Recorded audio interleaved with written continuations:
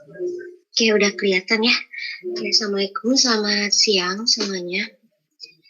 Ya, untuk hari ini materi terakhir untuk apa namanya, untuk bahan UAS-nya ya. Nanti kalau mengenai yang tutorial tugas besarnya minggu depan ya, saya harus di kampus kalau misalnya biar enak kalau misalnya ada yang ditanyain. Jadi nanti minggu depan untuk tutorial apa namanya tugas besarnya, terus kemudian 2 minggu lagi presentasi lalu UAS ya. Kita presentasinya kalau dilihat di Moodle itu kan tanggal berapa ini? Bentar. Sebentar ya.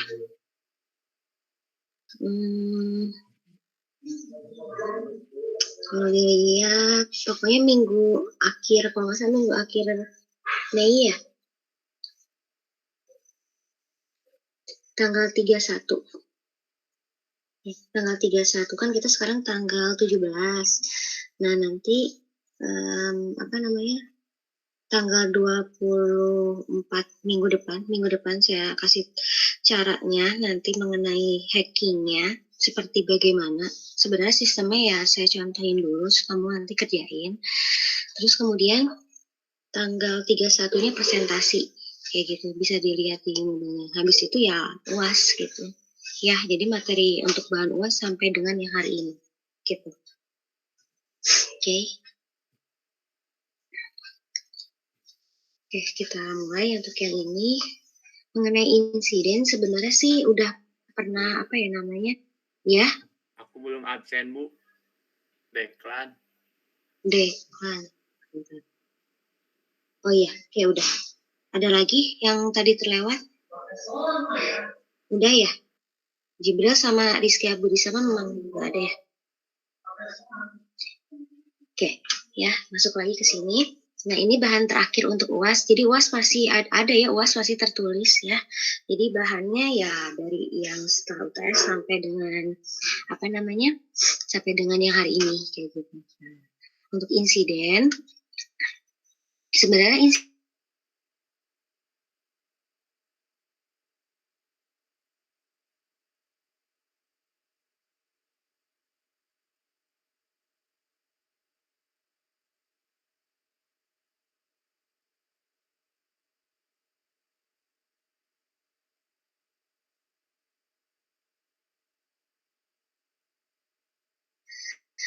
Nah, ini beberapa yang jenis insiden yang pada saat itu kamu pernah sebut beberapa, saya pernah ingat ada yang tahu istilah probe, scan sampai internet infrastruktur attack gitu. Nah, kita secara singkat bahas tentang ini. Nah, kalau probe itu kan artinya sebenarnya kayak kamu tuh masuk ke dalam suatu sistem yang mana sistemnya itu sebenarnya bukan hak kamu kayak gitu. Jadi usaha untuk login ke dalam sebuah akun. Jadi kayak misalnya kamu pengen login ke dalam suatu sosial media punya teman kamu, misalnya seperti itu, atau e-commerce teman kamu, atau yang kayak gitu-gitu. Nah, terus sebenarnya sih kalau misalnya prop ini tuh lebih ke pengen memuaskan rasa penasaran doang. Jadi kayak kalau kamu kayak istilahnya kayak bahasanya kayak nge-stalking doang, kayak gini stalking doang, pengen kayak gitu aja. Pengen tahu aktivitas yang kita tuju, sebenarnya pengen itu doang. Jadi cuma pengen mantau aja. Jadi cuma berdasarkan rasa penasaran. Tapi masuk ke dalam akun yang lain. Nah, terus kemudian kalau scanning di sini ya kayak kemarin yang kita pernah coba ya, scanning lewat portnya contohnya FTP, HTTP, Telnet. Scanning di sini lebih ke mengenai kayak seakan-akan memonitoringnya, memonitoring port mana sih yang kebuka, terus kemudian apa namanya? Kalau kita ngomongin tentang keluar masuk data ya pasti ngomongin tentang TCP, jalur TCP. Karena kan kalau TCP itu jalur transmisi data yang memang kita gunakan untuk pada saat pertukaran file atau pertukaran data-data penting kayak gitu. Nah, Kemudian di sini nanti kalau misalnya ngomongin scanning, di sini sebenarnya ada beberapa toolsnya ya yang udah memang, terpampang dan kamu bisa pakai sebenarnya kalau kamu mau ke-scan ya. Kayak contohnya Satan, Jakal, dan lain-lain. Jadi kamu boleh sebenarnya nyoba-nyoba juga sih pakai ini yang saya udah tulis di depan ya. Ini beberapa tools untuk scanning port biasanya gitu. Nah, terus kemudian juga ada juga hal lain yang scanning juga sebetulnya, tapi kamu nggak ngerasa kalau itu lagi scanning. Contohnya traceroute ya. Di sini ada istilah traceroute. Traceroute ini nanti pas kuliah jaringan sebenarnya kamu selain testing ada istilah traceroute, mengetrace, melacak rute. Maksudnya apa sih? Jadi kayak misalnya kamu nanti tahu bahwa misal ada jalur nih. Anggapannya misal dari Itenas mau pergi ke Gasibu secara rute kayaknya paling deket ya udah lewat Susi aja lurus gitu kan. Nah, tapi ternyata misal di jalan Susinya itu ada penutupan jalan atau yang lain-lain atau ternyata macet. Nah, akhirnya jadi diputer nih jalannya gitu kan. Nah, artinya di situ ada perubahan jalur. Nah, makanya perlu ada trace route. Trace ya, jadi di jaringan juga nanti pada saat kamu pengujian akhir itu bukan testing doang tapi trace route juga dilakukan. Untuk apa itu? Untuk mengetahui apakah paket yang kita kirim yang dari kita ke yang dituju itu sesuai, terus jalurnya gimana, lewat mana aja gitu. Karena bisa aja yang kita pikirin itu bukan lewat jalur itu, bisa aja lewat jalur yang lebih jauh gitu. Caranya gimana? Kamu tinggal trace route ya, terus IP yang dituju aja. Misal, ini dari laptop kamu ya, dari laptop kamu misal. Dari laptop kamu pengen ke nge-trace route tujuannya ke bagian subrouter atau ke router utama atau ke laptop yang lain. Kamu tinggal IP-nya aja ditaruh setelah kata-kata trace route ini. Trace route misalnya terus 192.168.1.1 berapa kayak gitu. Enter aja udah aja gitu. Nah, itu nanti kamu bakal nge-trace dari segi lewat mana aja sih untuk komunikasi ke sana kayak gitu. Atau nge-trace route misalnya www.itenas.acid dari laptop kamu. Boleh dicoba kayak sekarang nih kamu lagi pada connect kan ya internet, kamu buka CMD aja di Windows kamu. Kalau di Windows bukan tracer tulisnya tracer tracer RT. Kalau ntar ya sebentar gue pakai CMD supaya kamu tahu juga caranya.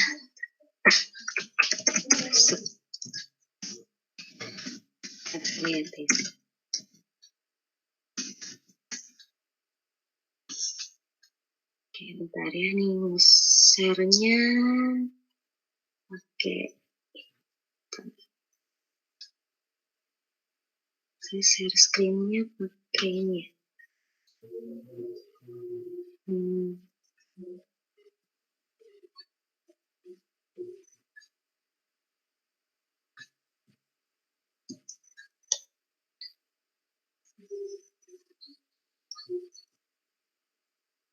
Oke, kelihatan? Ya. Nih, kamu boleh nyobain kayak gini contohnya. Ini trace kalau lewat Windows kayak gini caranya. Tracer ya, misalnya dari rumah saya di sini ke Itenas. Nanti dia kayak ngasih tahu hop-hopnya lewat mana aja dari awal. Dari mulai dia keluar lewat ASP Telkom, terus masuk ke ADSL, terus kemudian ada RTO, sempat ada RTO, nanti dia masuk ke jalur mana sampai dia bukan menggunakan IP kelas C. Nanti sampai berhenti, nanti ketemu sampai Itenasnya. Ini kamu tungguin aja terus, trace complete, selesai, kayak gitu caranya. Ya, ini boleh kamu coba masing-masing. Jadi supaya tahu tahu letak jejak kamu. Jejaknya gimana sih dari rumah ya, mau kemana gitu misalnya. Nanti keluarnya seperti itu. Dari yang paling dekat, yaitu dari ADSL kamu, sampai ke posisi keluar, yaitu punyanya si Itenas gitu. Itu caranya. Ya, pakai tracer. Ini kalau di Windows pakainya tracer, tapi kalau di Red Hat, Ubuntu traceroute. Itu bedanya.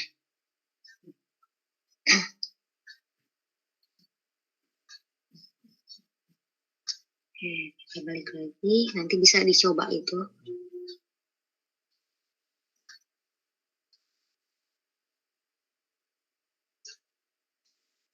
Nah, terus selain itu juga ya, di sini ada contoh utility untuk raster sama finger.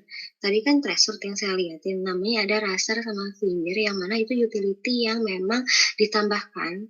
Di salah satu contohnya nanti keluarnya tuh kayak gini. Kalau contohnya pakai rasters ya, jadi sama aja sih query-nya rasters ya. Kalau tadi kan ada raster, finger, threshold. Yang tadi saya lihatin threshold. Kalau rasters kayak gini gambarannya ya. Contohnya dia mau pakai domain wizard.com. Nah, ini tuh kayak ngasih tahu kamu ke dia gitu istilahnya apa namanya ngakses ke posisi si wizard.com-nya ini gitu ya. Remote-nya itu jam berapa, tanggal berapa, hari apa kayak gitu.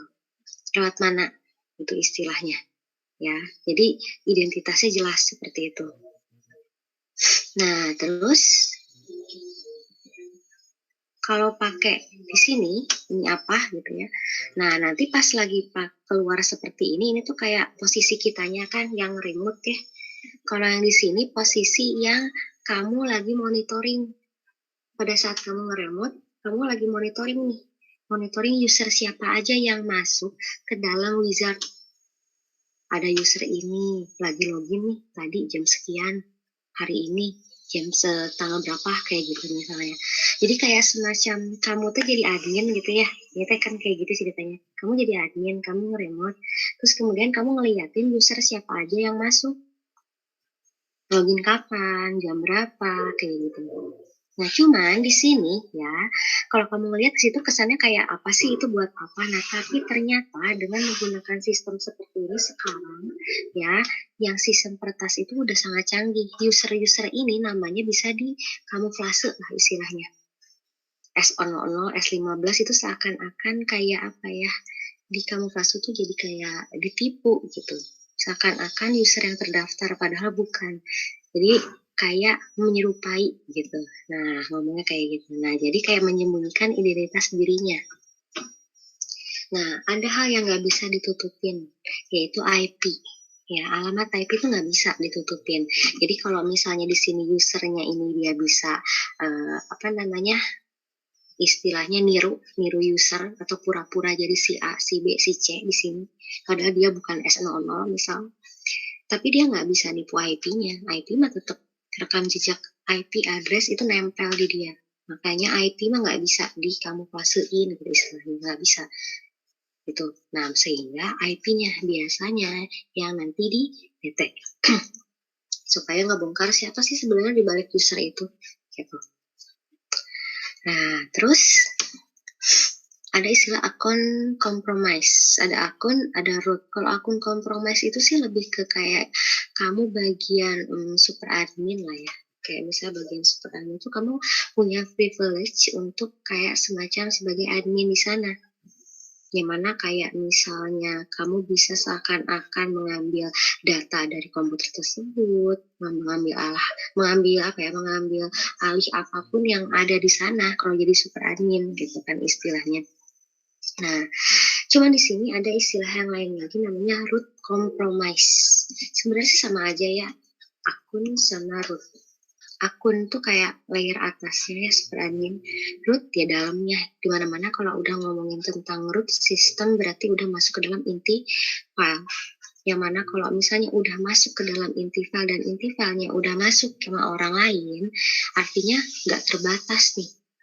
Apapun bisa kamu lakuin. Ya kayak kamu Androidnya di root, kamu bisa ngelakuin apapun itu, gak terbatas. Bukan hanya sebatas akun kayak tadi. Nah, kalau penyusup udah melakukan root compromise, artinya dia bisa melakukan apapun. Itu, gitu. Ya, batasannya nggak ada. Nah, selanjutnya, kalau sniffing di sini kemarin kamu udah sedikit belajar tentang sniffer, ya, yang aplikasinya menggunakan apa namanya Wireshark, ya. Sniffer di sini ya sebenarnya lebih ke mengenai traffic, pengen dengerin traffic. Trafficnya tuh gimana sih? Paketnya apa aja sih yang disampaikan? Apa aja sih yang kena traffic yang kita alirin pada saat kita testing kayak gitu contohnya, ya. Nah, terus kemudian yang kamu pakai kemarin contohnya WhatsApp itu memang sampai saat ini menggunakan, apa ya, merupakan tools yang kayak karena gratis ya lebih tepatnya, karena gratis juga jadi memang masih banyak yang pakai WhatsApp untuk sniffing itu, gitu. Basis Linux atau Windows, sebenarnya sih sama aja tampilannya. Ada juga yang namanya TCP/DAM. Nah, kalau TCP/DAM itu biasanya untuk, Linux biasanya. Tampilannya sama aja sih kayak WhatsApp, cuman dia lebih ke datanya lebih apa ya, karena CMD kan datanya tuh kayak tampilannya log aja gitu, log yang by terminal. Kalau WhatsApp kan cuman kayak ada tampilan kamu bisa lihat grafiknya, kamu bisa ngelihat kayak yang mana kena flooding kayak gitu. Nah, terus di sini kalau ngomongin tentang, sniffing lagi ya, kalau ngomongin tentang sniffing sih lebih ke mengenai, mmm, jaringan gitu. Kalau ngomongin jaringan lokal ke jaringan keluar, ya sebenarnya sniffer itu harus ditaruhnya di mana sih? Atau enggak alat untuk apa namanya, memantau ada yang sniffing istilahnya ya, ada yang monitoring ada sniffing itu taruhnya di mana?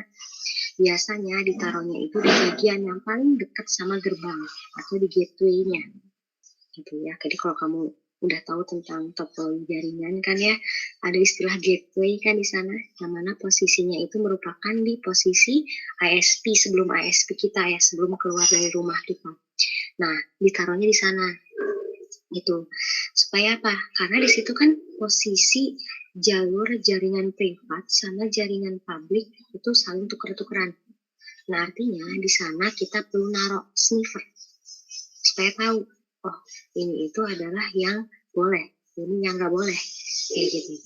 Sistemnya kayak gitu jadinya. Jadi intinya adalah taruh di posisi gerbang yang mana jaringan privat sama jaringan publik saling tuker-tukeran, kayak gitu. Nah, terus selain itu juga kalau ngomongin tentang, sniffer, ya banyak banget sih sebenarnya. Kamu bisa coba juga sebenarnya kayak di sini contohnya pada saat pakai DOS, pakai perintah ps-aux itu sebenarnya sih sama aja kayak pakai WhatsApp, cuman dia lebih ke mengenai, apa ya namanya, bikin pengen ngelihat port yang kebuka dengan menggunakan ini. Ini bisa nih kamu cobain. Kalau misalnya pada saat kamu bikin DNS ya, ada PS-AX kan, ngelihat nomor yang apa namanya, nomor seri dari yang perlu kita stop. Nah, sama aja sih PS-AUX hampir sama kayak gitu. Jadi kayak ngelihat port-port apa yang aktif dan perlu port apa yang harus kita hentikan yang kayak gitu-gitu biasanya. Nah, terus kalau misalnya program sniffer sebenarnya banyak ya, jadi bukan hanya WhatsApp aja, kamu boleh coba di sini dan apa namanya, sangat disarankan ya istilahnya kalau apalagi kalau yang tertarik di tentang keamanan, kayak misalnya tentang, di sini ada beberapa situs kayak Sniff, Gobbler, ini ada beberapa situs yang memang aplikasi-aplikasi atau program sniffer yang udah ada, kayak gitu. Yang biasanya digunakan oleh cracker. Ingat ada cracker, ada hacker gitu ya, nge-crack. Nah, kalau misalnya nge-crack ya berarti kan nggak rusak ya. Kalau misalnya mau cracker di sini biasanya sih pakainya ini toolsnya kayak gitu. Nah, terus kalau ngomongin tentang topologi yang aman gimana sih supaya kita tidak istilahnya nggak kena sniffing? Kayak gitu ya. Kalau misalnya nggak pengen kena sniffing gimana nih caranya? Sebenarnya sih kayak tantangannya tuh kayak misalnya kita punya apa ya, di sini yang paling harus digariskan adalah segmentasi. Jadi kalau kita punya suatu jaringan, terus kemudian jaringannya itu pengen, apa namanya, ditransmisiin ke jaringan layer atasnya atau layer bawahnya. Kamu pasti ingat kayak misalnya istilah OSI layer, TCP/IP layer, yang mana layernya jumlahnya pasti sesuai dengan yang dibutuhkan kan. Nah sekarang gini, pada saat kamu ngirim data ya ke layer atas atau ngirim data ke layer yang bawahnya, Artinya kamu harus sudah percaya dong sama layer atas sama atau layer bawahnya. Karena kamu kan lagi ngirim, artinya kamu mempercayakan gitu aja kerjaan kamu yang udah kamu kerjain ke yang atasnya, gitu kan. Nah, saling percaya di sini sangat penting, ya. Mentransmisikan informasi dari satu ke yang lainnya, berarti kita harus mempercayakan itu, ya.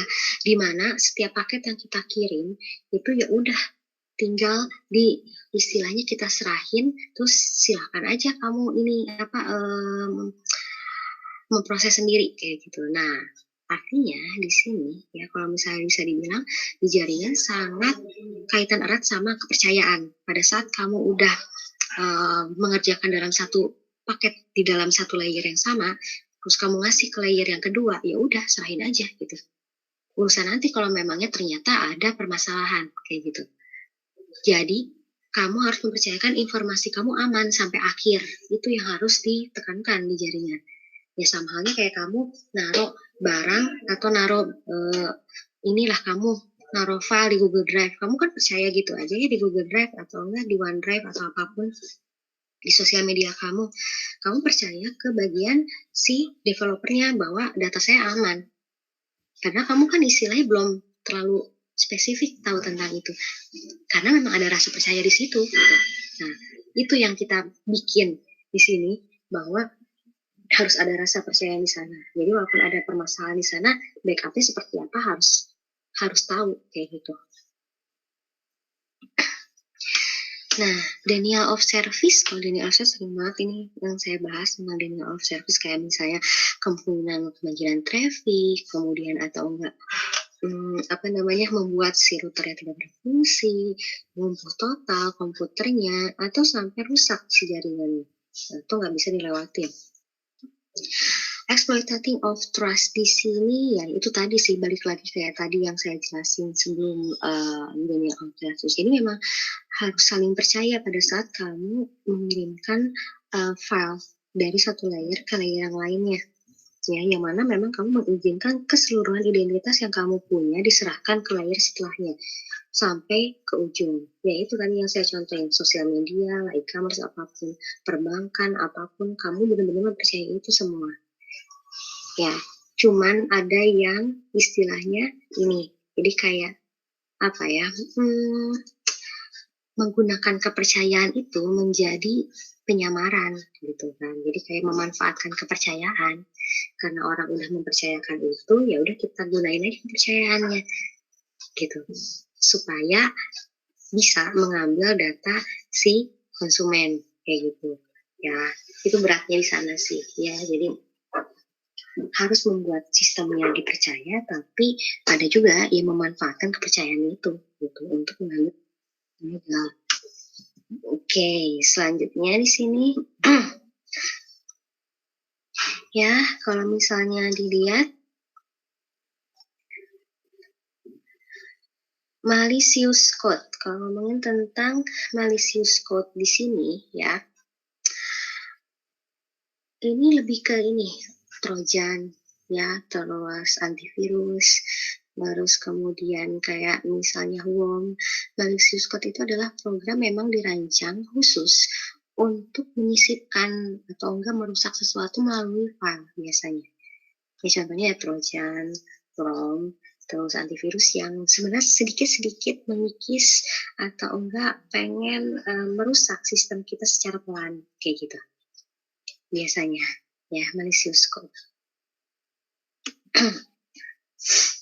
Nah, terus selanjutnya internet infrastructure attack. Nah, artinya di sini artinya kalau dilihat dari keseluruhan yang tadi saya jelasin, lebih mengarah mengenai infrastrukturnya memang harus jelas.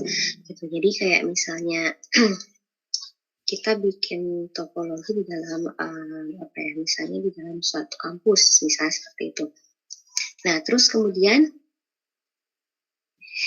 di dalam kampus itu ya misalnya apa dibutuhkan sistem keamanan yang seperti apa kayak ITENAS sendiri aja.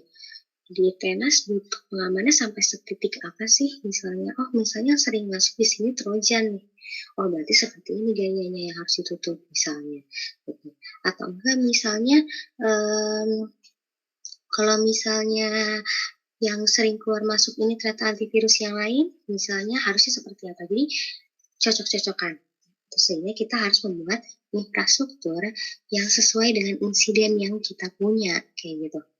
Nah, sama halnya nanti yang masing-masing kamu lakukan. Di sini sebenarnya lebih ke ini ya, masih menggunakan Ubuntu juga ya, karena memang yang direkomendasikannya kan Ubuntu. Kayak tadi contoh-contoh kecil kayak Traceroute kayak gitu, itu contoh-contoh kecil untuk mengetahui bahwa kita tuh sebenarnya gampang kok kalau misalnya pengen nge-survey, monitoring kayak gitu ya. Cuman tinggal setelah kita tahu lubangnya itu mau digimanain nih? Mau dipantau aja kah? Atau mau disisipin? Atau mau gimana kayak gitu? Lebih ke arah sana. Oke, ada ditanyain untuk materi terakhir. Jadi bahan UAS sampai sini ya bahan UAS ya. Termasuk sama tugas yang besar juga ya masuk bahan UAS sih. Oke. Ada yang mau ditanyain? Silakan.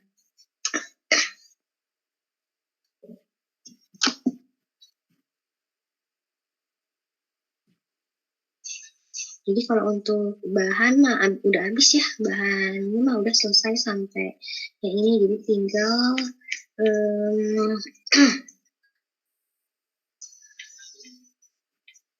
tinggal sekali lagi ya, saya cuma ngejelasin tentang tugas yang akhirnya ya. Nanti kamu bikin makalah juga sih untuk akhirnya, bukan presentasi aja ya, makalah juga gitu. Jadi kayak sedikit spoilernya ya, lebih ke kayak kita explore tentang telnet, surat tanpa identitas, waras hacking, terus DDoS attack-nya yang standar aja, kita pakai warsak aja. Jadi hampir sama kayak yang kemarin ditugasin yang tentang hacking. Jadi kalau yang kemarin kamu bisa bikin pakai hacking, tutorialnya juga saya udah kasih, jadi kamu tinggal ngikutin aja sih sebenarnya. Cuman kan kemarin mah kamu cuman installnya kan satu Ubuntu ya masing-masing, cuma sebagai penyerang doang. Nah, nanti bikin jadi dua gitu, ada yang jadi penyerang, ada yang diserang kayak gitu istilahnya ya. Dan nanti dibuktiin kena serangan seperti apa, dan ingat mainnya virtual gitu sih. Tapi secara ini aja sih, cuma secara apa ya, contoh umumnya aja ya. Jadi itu tadi kayak nanti mau bikin makalah juga. Terus kalau attackernya sih lebih kayak tetap masih pakai hacking sama Larsa itu. Cuman itu kalau kemarin kan masih cuman coba-coba hacking ya, kalau sekarang ada yang diserang benernya, cuman virtual bukan mesin utama gitu, dan terkelompok. Oke, itu ada yang ditanyain. Minggu depannya saya jelasinnya di kampus kalian.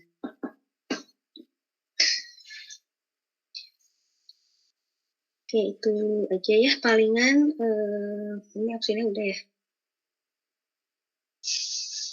Ada yang belum ini dipanggil tadi absennya?